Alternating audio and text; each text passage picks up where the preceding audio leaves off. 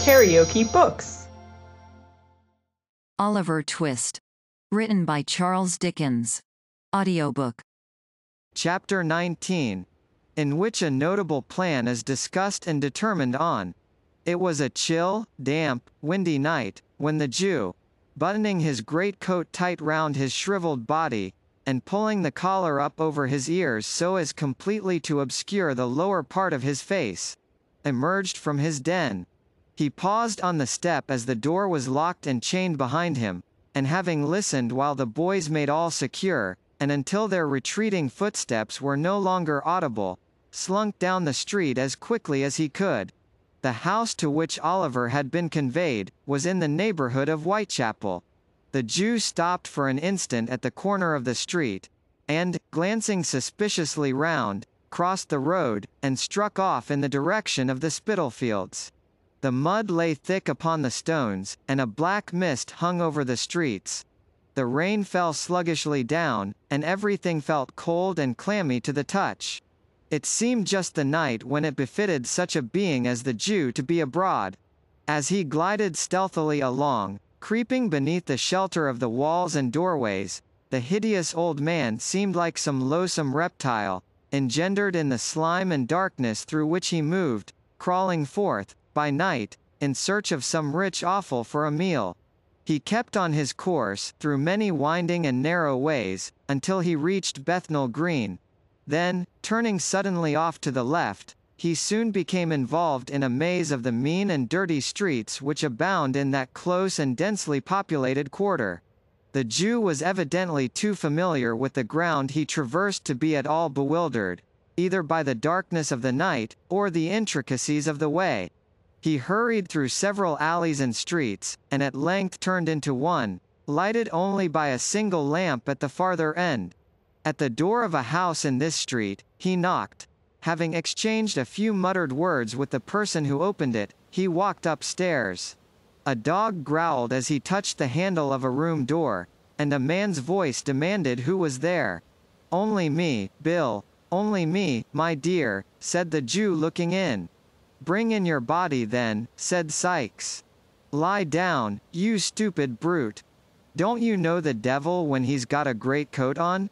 Apparently, the dog had been somewhat deceived by Mr. Fagin's outer garment, for as the Jew unbuttoned it, and threw it over the back of a chair, he retired to the corner from which he had risen, wagging his tail as he went, to show that he was as well satisfied as it was in his nature to be. "Well," said Sikes. "Well, my dear," replied the Jew. "Ah, Nancy."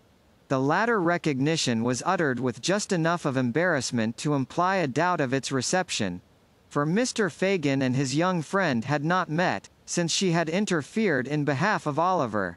All doubts upon the subject, if he had any, were speedily removed by the young lady's behavior. She took her feet off the fender, pushed back her chair, and bade Fagin draw up his, without saying more about it. For it was a cold night, and no mistake. "It is cold, Nancy dear," said the Jew, as he warmed his skinny hands over the fire. "It seems to go right through one," added the old man, touching his side. "It must be a piercer, if it finds its way through your heart," said Mr. Sikes. "Give him something to drink, Nancy. Burn my body, make haste. It's enough to turn a man ill, to see his lean old carcass shivering in that way, like a ugly ghost just rose from the grave." Nancy quickly brought a bottle from a cupboard, in which there were many, which, to judge from the diversity of their appearance, were filled with several kinds of liquids. Sikes, pouring out a glass of brandy, bade the Jew drink it off. "Quite enough, quite, thank ye, Bill," replied the Jew, putting down the glass after just setting his lips to it. "What? You're afraid of our getting the better of you, are you?" inquired Sikes, fixing his eyes on the Jew. "Ah!" With a hoarse grunt of contempt, Mr. Sikes seized the glass, and threw the remainder of its contents into the ashes, as a preparatory ceremony to filling it again for himself, which he did at once. The Jew glanced round the room, as his companion tossed down the second glassful, not in curiosity, for he had seen it often before, but in a restless and suspicious manner habitual to him. It was a meanly furnished apartment, with nothing but the contents of the closet to induce the belief that its occupier was anything but a working man, and with no more suspicious articles displayed to view than 2 or 3 heavy bludgeons which stood in a corner, and a life-preserver that hung over the chimney-piece. "There," said Sikes, smacking his lips. "Now I'm ready." "For business?" inquired the Jew. "For business," replied Sikes, "so say what you've got to say." "About the crib at Chertsey, Bill?" said the Jew, drawing his chair forward, and speaking in a very low voice. "Yes." "What about it?" inquired Sikes. "Ah! You know what I mean, my dear," said the Jew. "He knows what I mean, Nancy, don't he?" "No, he don't," sneered Mr. Sikes. "Or he won't, and that's the same thing. Speak out, and call things by their right names.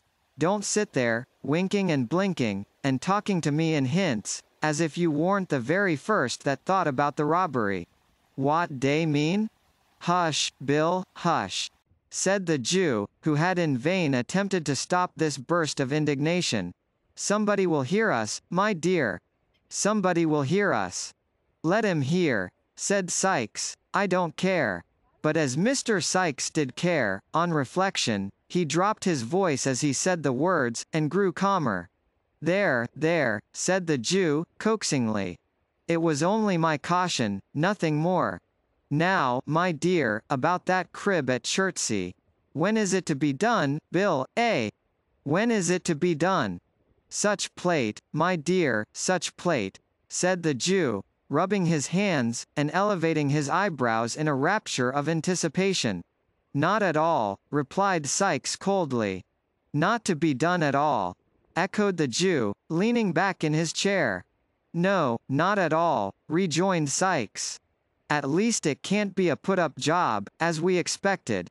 Then it hasn't been properly gone about," said the Jew, turning pale with anger. "Don't tell me." "But I will tell you," retorted Sikes. "Who are you that's not to be told? I tell you that Toby Crackit has been hanging about the place for a fortnight, and he can't get one of the servants in line." "Do you mean to tell me, Bill," said the Jew, softening as the other grew heated, "that neither of the 2 men in the house can be got over?" "Yes, I do mean to tell you so," replied Sikes. "The old lady has had 'em these 20 years, and if you were to give 'em £500, they wouldn't be in it." "But do you mean to say, my dear," remonstrated the Jew, "that the women can't be got over?" "Not a bit of it," replied Sikes. "Not by Flash Toby Crackit?" said the Jew incredulously. "Think what women are, Bill." "No, not even by Flash Toby Crackit," replied Sikes. "He says he's worn sham whiskers and a canary waistcoat the whole blessed time he's been loitering down there, and it's all of no use. He should have tried mustachios and a pair of military trousers, my dear," said the Jew.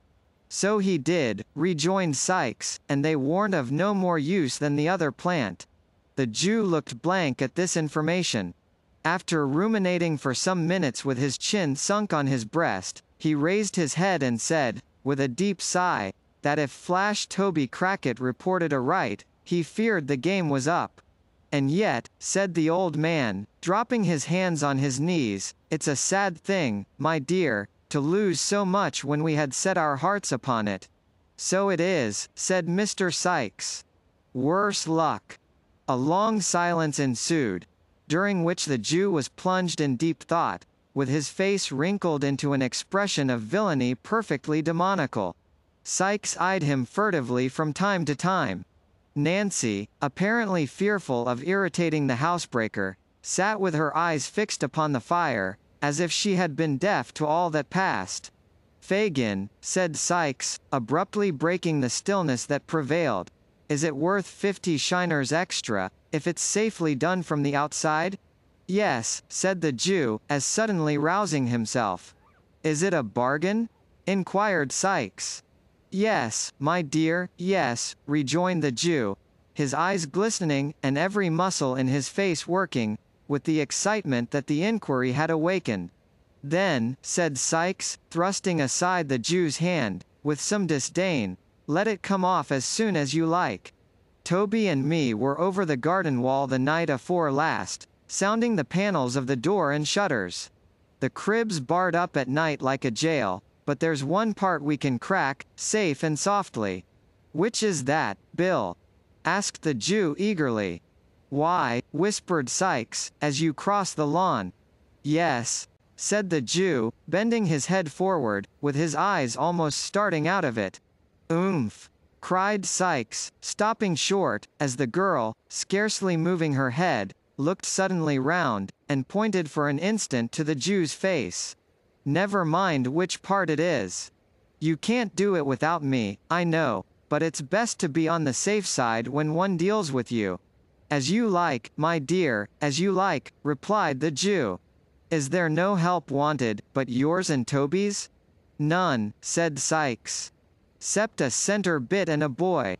The first we've both got, the second you must find us. A boy, exclaimed the Jew. Oh. Then it's a panel, eh? Never mind what it is, replied Sykes. I want a boy, and he mustn't be a big un. Lord, said Mr. Sykes, reflectively, if I'd only got that young boy of Ned, the chimbley sweeper's. He kept him small on purpose, and let him out by the job. But the father gets lagged, and then the Juvenile Delinquent Society comes, and takes the boy away from a trade where he was earning money, teaches him to read and write, and in time makes a prentice of him. And so they go on, said Mr. Sykes, his wrath rising with the recollection of his wrongs, so they go on.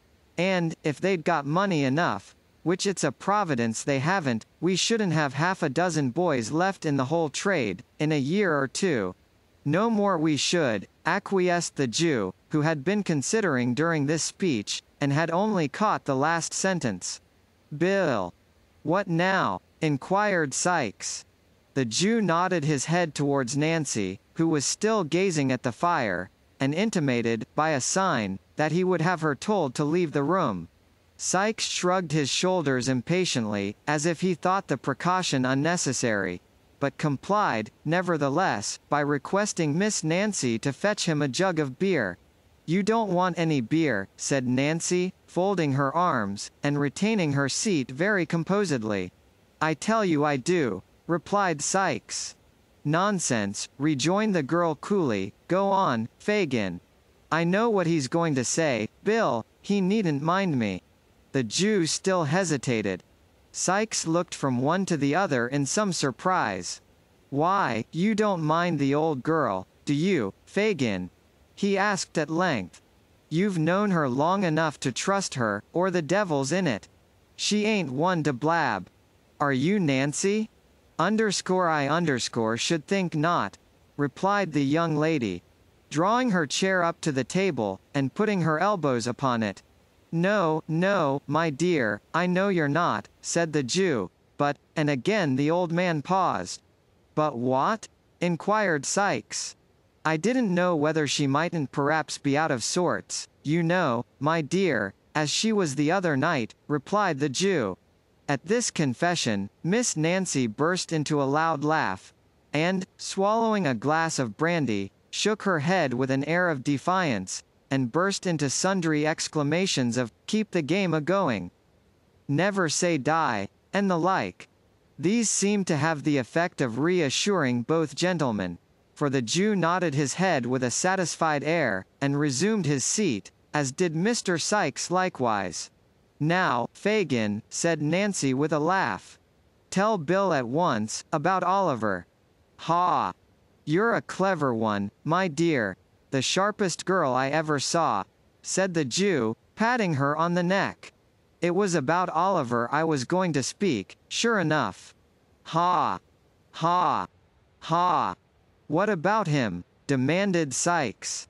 He's the boy for you, my dear, replied the Jew in a hoarse whisper, laying his finger on the side of his nose, and grinning frightfully. He, exclaimed Sykes. Have him, Bill, said Nancy. I would, if I was in your place. He mayn't be so much up as any of the others, but that's not what you want, if he's only to open a door for you. Depend upon it he's a safe one, Bill. I know he is, rejoined Fagin. He's been in good training these last few weeks, and it's time he began to work for his bread. Besides, the others are all too big. Well, he is just the size I want, said Mr. Sykes, ruminating. And we'll do everything you want, Bill, my dear, interposed the Jew. He can't help himself. That is, if you frighten him enough. Frighten him, echoed Sykes. It'll be no sham frightening, mind you. If there's anything queer about him when we once get into the work, in for a penny, in for a pound. You won't see him alive again, Fagin. Think of that, before you send him. Mark my words, said the robber, poising a crowbar, which he had drawn from under the bedstead. I've thought of it all, said the Jew with energy. I've had my eye upon him, my dears, close. Once let him feel that he is one of us. Once fill his mind with the idea that he has been a thief, and he's ours. Ours for his life. Oh ho! It couldn't have come about better. The old man crossed his arms upon his breast, and, drawing his head and shoulders into a heap, literally hugged himself for joy. Ours, said Sykes. Yours, you mean. Perhaps I do, my dear, said the Jew, with a shrill chuckle. Mine, if you like, Bill. And what, said Sykes, scowling fiercely on his agreeable friend, what makes you take so much pains about one chalk-faced kid, when you know there are 50 boys snoozing about Common Garden every night, as you might pick and choose from? Because they're of no use to me, my dear, replied the Jew, with some confusion, not worth the taking. Their looks convict 'em when they get into trouble, and I lose 'em all. With this boy, properly managed, my dears, I could do what I couldn't with 20 of them. Besides, said the Jew, recovering his self-possession, he has us now if he could only give us leg bail again, and he must be in the same boat with us. Never mind how he came there, it's quite enough for my power over him that he was in a robbery, that's all I want. Now, how much better this is, than being obliged to put the poor little boy out of the way, which would be dangerous, and we should lose by it besides. When is it to be done? Asked Nancy, stopping some turbulent exclamation on the part of Mr. Sykes, expressive of the disgust with which he received Fagin's affectation of humanity. Ah, to be sure, said the Jew. When is it to be done, Bill?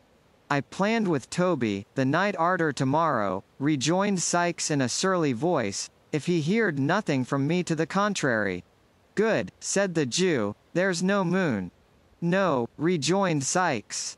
It's all arranged about bringing off the swag, is it? Asked the Jew. Sykes nodded. And about? It's all planned, rejoined Sykes, interrupting him. Never mind particulars. You'd better bring the boy here tomorrow night. I shall get off the stone an hour arter daybreak. Then you hold your tongue, and keep the melting pot ready, and that's all you'll have to do. After some discussion, in which all three took an active part, it was decided that Nancy should repair to the Jew's next evening when the night had set in, and bring Oliver away with her. Fagin craftily observing, that, if he evinced any disinclination to the task, he would be more willing to accompany the girl who had so recently interfered in his behalf, than anybody else. It was also solemnly arranged that poor Oliver should, for the purposes of the contemplated expedition, be unreservedly consigned to the care and custody of Mr. William Sykes, and further, that the said Sykes should deal with him as he thought fit, and should not be held responsible by the Jew for any mischance or evil that might be necessary to visit him. It being understood that, to render the compact in this respect binding, any representations made by Mr. Sykes on his return should be required to be confirmed and corroborated, in all important particulars, by the testimony of Flash Toby Crackit. These preliminaries adjusted, Mr. Sykes proceeded to drink brandy at a furious rate, and to flourish the crowbar in an alarming manner, yelling forth, at the same time, most unmusical snatches of song, mingled with wild execrations.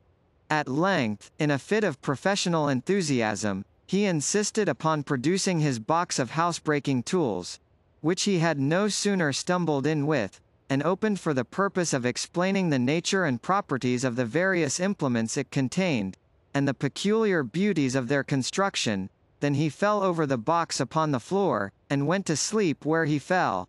"Good night, Nancy," said the Jew, muffling himself up as before. "Good night." Their eyes met, and the Jew scrutinized her, narrowly. There was no flinching about the girl. She was as true and earnest in the matter as Toby Crackit himself could be. The Jew again bade her good night, and, bestowing a sly kick upon the prostrate form of Mr. Sikes while her back was turned, groped downstairs. "Always the way," muttered the Jew to himself as he turned homeward. "The worst of these women is, that a very little thing serves to call up some long-forgotten feeling, and, the best of them is, that it never lasts. Ha! Ha! The man against the child, for a bag of gold." Beguiling the time with these pleasant reflections, Mr. Fagin wended his way, through mud and mire, to his gloomy abode, where the Dodger was sitting up, impatiently awaiting his return. "Is Oliver abed? I want to speak to him," was his first remark as they descended the stairs. "Hours ago," replied the Dodger, throwing open a door. "Here he is."